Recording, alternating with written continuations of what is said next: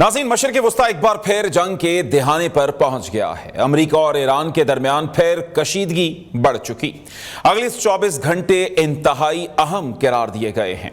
अमेरिकी टीवी ने दावा किया है कि अमेरिकी सदर डोनाल्ड ट्रंप ईरान पर जोरदार और फैसला कुन हमला करना चाहते हैं, जबकि दूसरी जानिब इसराइली आर्मी चीफ ने फौरी दिफाई तैयारियों का हुक्म भी दे दिया है और शिमाली इसराइल समेत मुख्तलिफ इलाकों में बम शेल्टर्स खुलना शुरू हो गए हैं। दूसरी जानिब ईरान की बात की जाए तो ईरान ने अमरीकी अड्डों को निशाना बनाने की तैयारी मुकम्मल कर ली है। ईरानी वजीर खारजा अब्बास इराक्ची ने अमरीका को खबरदार कर दिया है कि अमरीका जून जैसी गलती ना दोहराए। ईरान ने एक बार फिर अमरीका पर वाज़ेह कर दिया है कि हमारे आज़म को बमबारी से नहीं तोड़ा जा सकता। ईरान अमरीका कशीदगी में पाकिस्तान का किरदार क्या होगा? क्या दुनिया तीसरी वर्ल्ड वॉर की जानिब बढ़ रही है? और साथ साथ मुल्की सियासत पर भी बात करेंगे। महमूद खान अचकज़ई के नाम पर हुकूमत और अपोजिशन के दरमियान डेडलॉक खत्म हो गया है और जल्द ही महमूद खान अचकज़ई बतौर अपोजिशन लीडर का नोटिफिकेशन भी जारी हो जाएगा। महमूद खान अचकज़ई के अपोजिशन लीडर बनने के बाद क्या मफाहमत का दर खुलेगा? क्या महमूद खान अचकज़ई हुकूमत और अपोजिशन के दरमियान मफाहमत करा सकेंगे? मौलाना फजलुर रहमान के सड़कों पर निकलने के बयान के बाद मुल्की मंजरनामा क्या होगा? और क्या 28वीं मुमकिना तरमीम में हुकूमत वोटर की उम्र 18 से 25 साल करने जा रही है? सवालात बहुत से हैं, उनके जवाबात के लिए अपने मुअज़्ज़ज़ पैनल की तरफ बढ़ेंगे।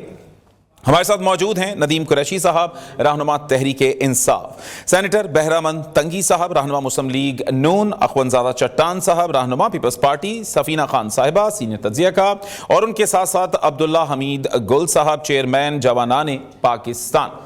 तो नाज़रीन, इस वक्त जो सारी सूरत हाल बनती है उसमें बहुत अहम है कि हम जान सकें कि इस वक्त क्या होने जा रहा है आलमी सतह पर। इसी के लिए बात करेंगे। हमारे साथ अब्दुल्ला हमीद गुल साहब हमारे साथ मौजूद हैं। बहुत शुक्रिया अब्दुल्ला साहब। यूं लगता है कि अब ग्रेटर इजराइल का मंसूबा अमेरिका पूरा करवा कर छोड़ेगा। क्या सूरत हाल है, क्या देखते हैं, किस हद तक अब मामलात खराबी की तरफ हैं? देखें, हालात तो पिछली दफा भी मेरी यही गुजारिश थी कि ये जो जंग है ये थमी है, टली नहीं है, और अब आप देख लें कि ये फिर वापस आ रही है। लेकिन क्योंकि ईरान ने जंग के शुरू में तो मुश्किलात जो है उनको सामने आई, उनकी एयरफोर्स जो है और ग्राउंड जितने भी प्रोटेक्शन सिस्टम्स थे वो तो नाकारा नजर आए, लेकिन जो उनके मिसाइल टेक्नोलॉजी थी उसने बहुत ज्यादा नुकसान पहुंचाया। शुरू में तो वो प्रिसीजन नहीं थी, लेकिन उसके बाद जो है वो उनको अचानक प्रिसीजन जो थी उसके साथ उन्होंने हिट किया।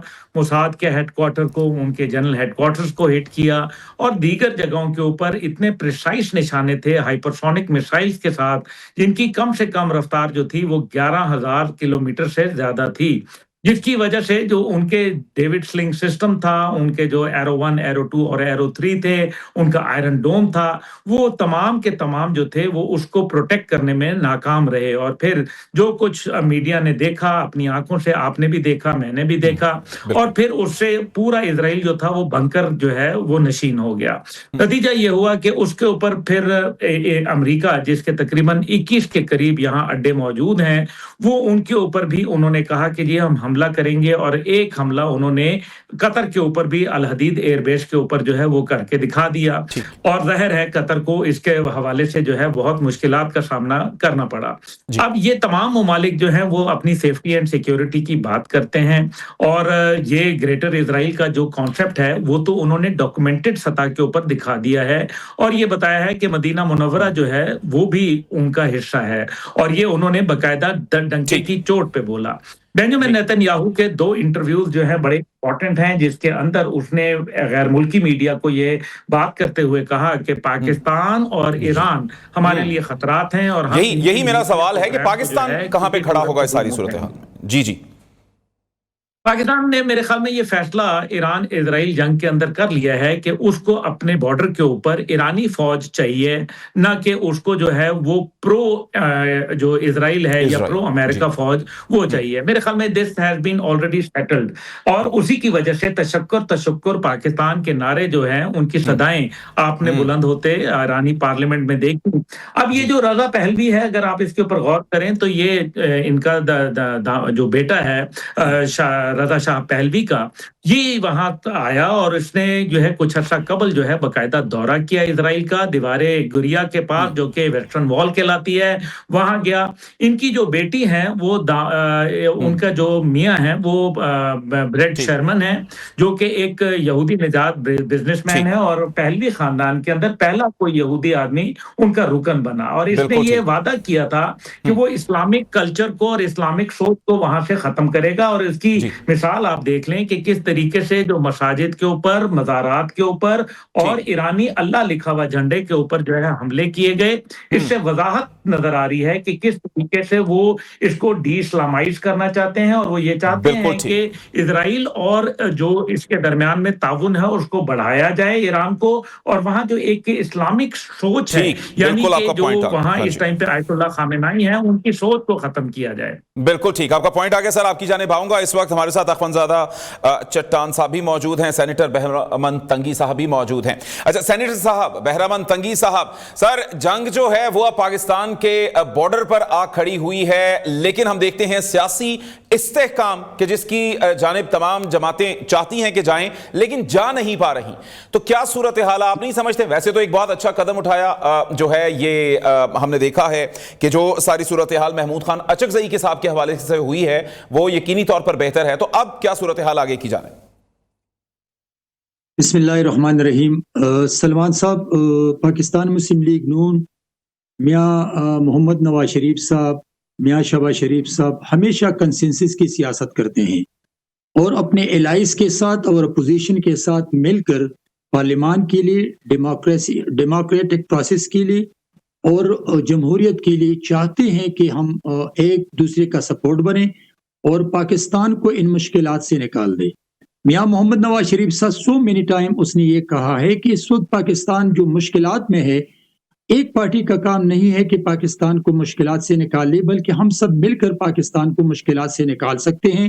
اور اللہ کا شکر ہے کہ 2025 جو کامیابیوں کا سال رہا، جس میں پاکستان مسلم لیگ نون کے قائد، پاکستان مسلم لیگ نون کی وزیر اعظم، پاکستان مسلم لیگ نون کی حکومت کے اتحادی جماعتیں اور فیلڈ مارشل عاصم منیر صاحب کی جو قیادت ہے، ان کے جو کارنامے ہیں، چاہے وہ انڈیا کو شکست دینا، اسرائیل اور ایران کی جنگ میں ایک کنسٹرکٹیو رول پلے کرنا، اور مختلف ممالک کی طرف سے، وہ چاہے ہمسائے ممالک ہو، چاہے وہ اسلامی ممالک ہو، چاہے وہ ترقی یافتہ ممالک ہو، آج پاکستان کو بہت عزت کے نگاہ سے دیکھتے ہیں۔